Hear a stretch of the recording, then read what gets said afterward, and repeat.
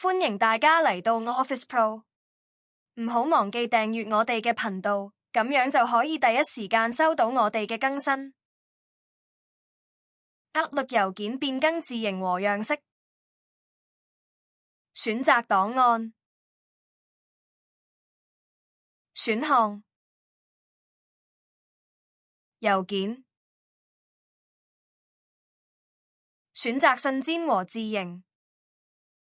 新郵件可選一個顏色、字型和字體大小。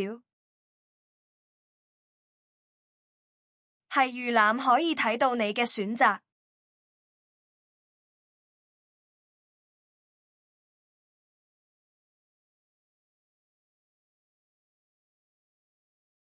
回覆或轉寄可以另選一個顏色、字型和字體大小。